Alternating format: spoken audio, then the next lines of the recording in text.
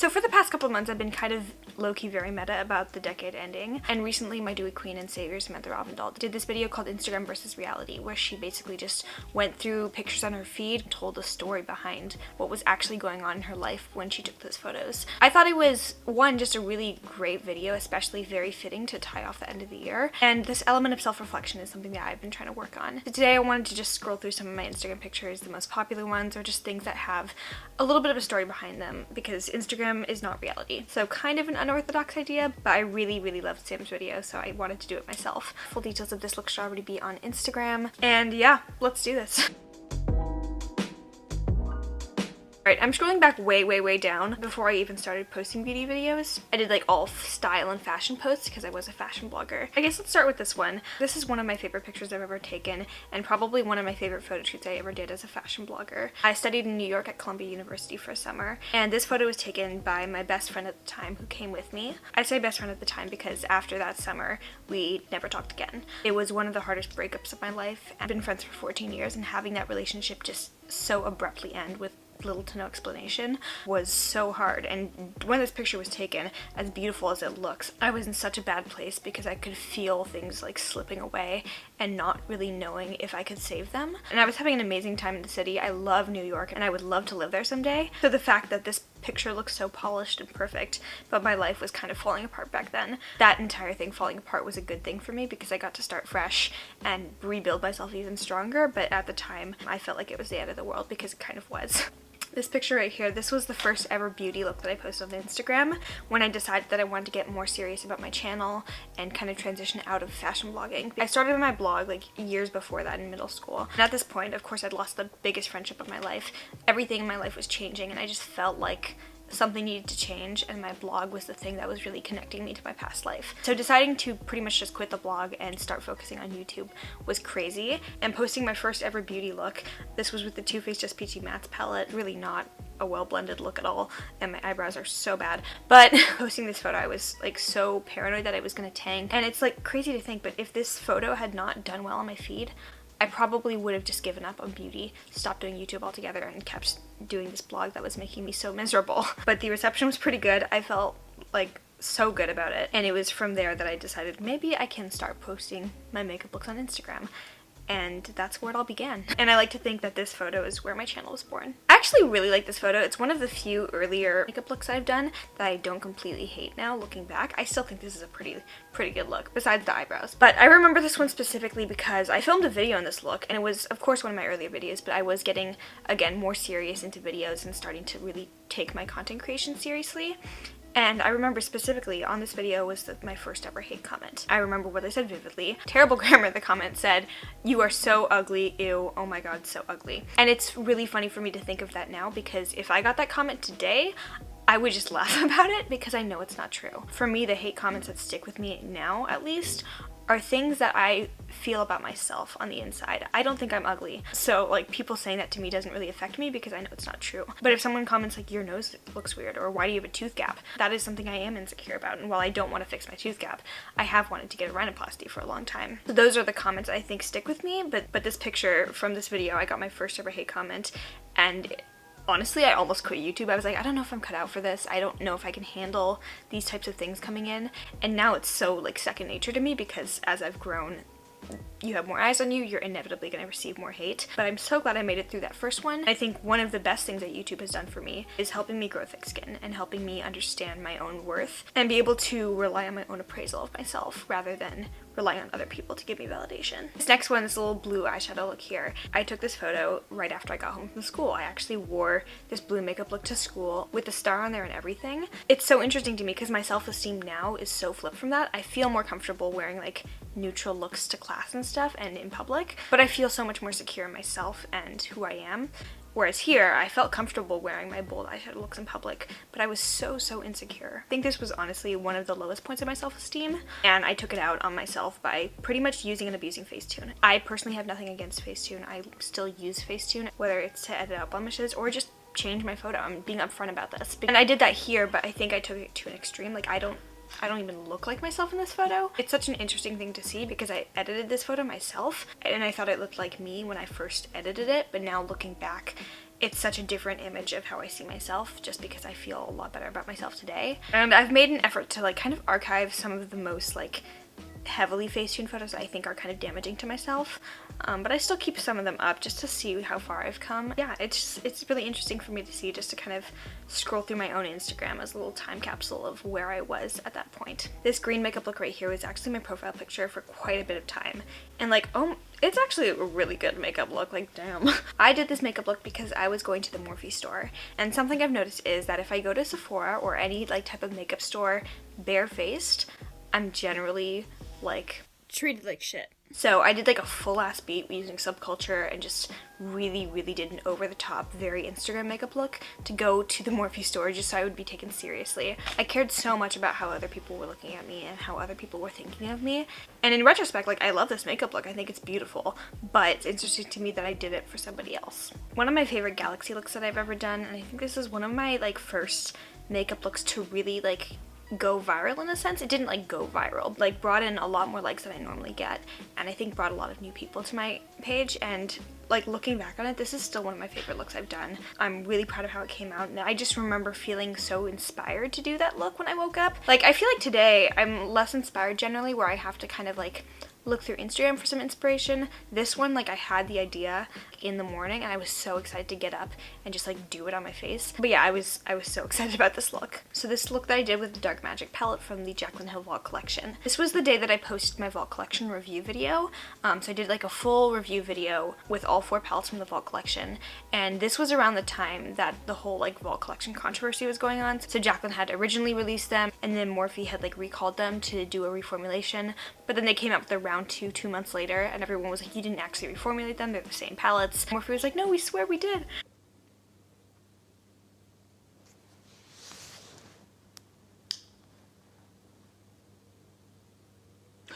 No. And there were so many like review videos going around of the Vault palettes, and I was observing this trend where if people like had any type of positive thing to say about the collection, you would get like ripped apart in the comments for being a Morphe shill or like apologizing for Jaclyn. I was a fan of Jaclyn at the time, but I got the Vault collection and I started using it. I thought that they were good. I think I got a good batch of them and they performed really well for me. I was really proud of the looks I'd created with them. I was so scared posting that video, telling people my honest opinion that I liked the palettes, because I thought I was gonna get hate for that. And now I work to never be afraid of giving my honest opinion on a product, whether it's positive or negative. But I remember I was so scared of like the horde mentality on YouTube, and I laugh now, but I was genuinely so anxious posting that video. And I forgot about that, honestly. Like, I forgot how bad I was feeling until just now reflecting on it, but in the moment it felt like so much. So this look here, my Ouija board look from Halloween last year, is my most popular makeup look of all time. This went like actually viral, and it's really funny to me that this is the one that popped off, because I hated it. I hated how it came out. I spent so much time doing all the lettering on my chest. I painted all of that, and I was so proud of how that came out. And then I went to do my eyes, and I like smudged everything everywhere, and I hated how it looked. Also, this Halloween was a school day for me. So that day in school, I had like a group presentation for physics where we had to present our lab, and my group did terribly. It was humiliating. We did awful. Our lab was awful. Our thesis was awful. That was like the first day of senior year that I cried in class. I cried in class a lot more after that, but that was like the first day, and I'd kind of made this resolution to myself, like, no crying at school, don't let them see your weakness. So I got home feeling shitty, and I was like, you know what, I'm gonna do this makeup look, and I hated how it turned out. And then I posted it that night, and it did amazing, and I was just kind of blown away. Side note, I don't really have a story behind this one, but I think this is my second favorite look I've ever done. You'll see the first favorite later, but I was so proud of this look. And then this is my number 1 favorite makeup look, my Mike Tyson floral face tattoo. I love that it didn't have to be so precise and structured. It was kind of like a watercolor effect where it was a little bit smudgy, a little bit imperfect, but I think that just kind of added to the effect rather than taking away from it. It was like one of the creative makeup looks where I've like painted something on my face, but I didn't feel completely stressed while doing it, which was awesome. This Valentine's Day look, I don't really have a story other than the fact that I had a massive hickey on my neck that I was covering with concealer very poorly. Happy Valentine's! Man, fuck's sake. No. If I did, I'm a non-winner. I let him eat my ass like a So earlier this year, I think during like February and then early March, I had probably the worst skin that I've ever had in my life. My acne was at like the worst point that I've ever been at, and you wouldn't know it looking at my Instagram feed because I edited every picture. My skin looks perfect in the picture, but this is what my skin actually looked like in real life. So this face looks perfect and airbrushed, but I was miserable with. So yeah, just Instagram versus reality at its finest. So my big announcement earlier this year when I announced I was going to UCLA, I honestly was not going to post this on my public. I was just going to keep it on my private account to my friends and like the people in my real life. I really was like not feeling like I wanted to share my educational experience. Number one, out of privacy, of course, but number two, UCLA was not my top choice school. I got waitlisted at my top choice school, which was Harvard. And out of all the schools I got into when I chose to go to UCLA, I knew it was a school where I was going to be happy eventually, but I was still hurting. I think the college admissions process in general has been one of the most dehumanizing processes I've ever gone through. And as someone who ties a lot of my self-worth to my achievements, I process rejection as a rejection of me as a person and a rejection of me and my achievements as not enough. So I had to work myself up to post this picture and work myself up to feeling proud of myself, because that's something I struggle with, is feeling proud with my achievements. So it took me a while to do that, but I'm happy to say that when I posted this picture, I was proud. This picture here, my prom dress. Senior prom was probably the worst night of my life. If you're close to me, you know why, but there were many factors that made it not a great night for me. But number one, my prom dress. 3 weeks before prom, I'd actually ordered a different dress. 3 weeks before prom, I found out that it was not coming on time, so I had to find a new prom dress. And I got refunded, but I had to find a new prom dress with literally no time. And having a flat chest at the time, really could not find anything in stores I would feel comfortable in. And I found this dress like last minute. It was this beautiful Cinderella ball gown, but it had a deep V-neck. And I was like, I'm gonna feel so shitty in that. I felt as beautiful as I could have, but I still felt very insecure. And even in this picture, I posted like turned around so you couldn't really see the front side. At this time, I didn't even know that I was going to be having surgery. I hardly even remember what my life was like and what I felt like back then, just because I felt so good and so happy recently. This picture here is the look from a Get Ready With Me, probably one of my favorite videos I've ever done on my channel. In this Get Ready With Me, I talked about so many personal things. Number one, the time I was sexually assaulted. Number two, I announced I was having surgery, and literally I had to be on the phone with my sister before I uploaded this video because I was having a panic attack. I was like, I can't do this, I can't upload this video, I'm gonna delete it. And I'm so glad I didn't. But yeah, that was kind of like a thought process going on behind this moment in time. This photo here, my first ever like official like thirst trap TM. This was about 2 weeks after surgery. This was the first time that I ever felt hot in my life. I felt beautiful before, I felt pretty, but I'd never felt like sexy or hot. I felt like I got to take part in Hot Girl Summer. Ugh, hit different. I don't even know how to verbalize that because it sounds so dumb, but it means so much to me, if you know what I mean. So I made a resolution with myself to stop editing my body, just because for me I found it to be triggering on my own body image, like look back at myself with an edited body and be like, why don't I look like that anymore, when I never really did in the first place. This is a photo I took on the beach with my friends, posing in a bikini, which I never thought I would be able to do. My body in this photo is unedited, but for this picture, I deliberately throughout the day didn't drink as much water as I normally do because I was scared that I was going to be bloated in the picture. I avoided eating salt throughout the day too.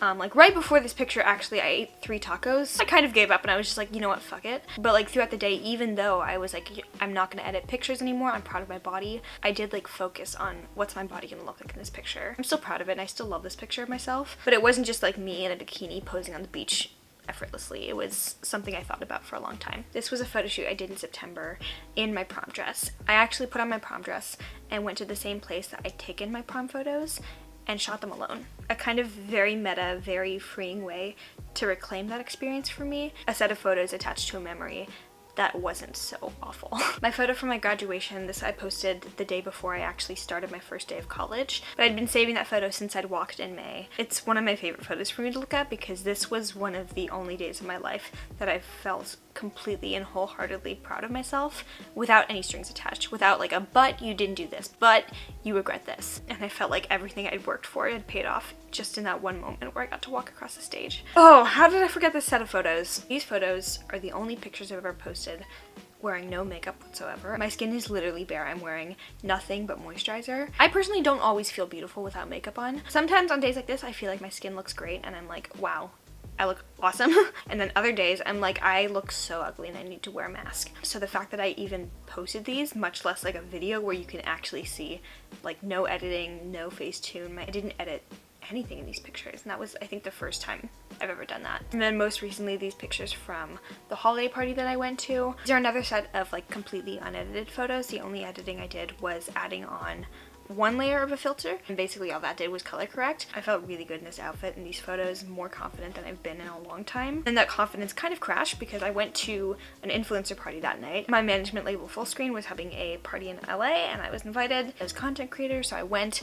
And I've gone to a few influencer parties in the past. I forget every time how scary they are for me. I'm not even somebody who's like super introverted. I would say like I'm an extrovert, but when I'm around more extroverted people, so people who are even more bold and even more loud than me, I shrink into myself and I get really shy. This was one of those nights. I was only at the party for like about an hour and a half because I decided like, oh my god, I can't be here anymore. So I'm definitely trying to work on that. And especially like, being in LA, I'm gonna be mingling more. And I felt really bad at first for like leaving this situation because I was like, oh my god, just suck it up, talk to people. But in hindsight, I was anxious, and taking myself out of the situation and taking care of myself first was probably the best thing I could have done. So yeah, that's the story behind that photo. Alright guys, that is it. I hope this was not too boring or too like weird or intrusive or anything, but there's so many like stories behind each of these photos you see online, and I want to give you the stories behind some of mine. So I hope you guys enjoyed this video. If you did, please give it a thumbs up.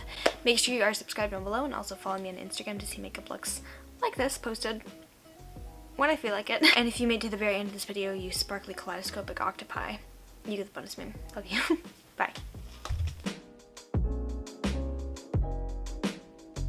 And I can put it in a bun.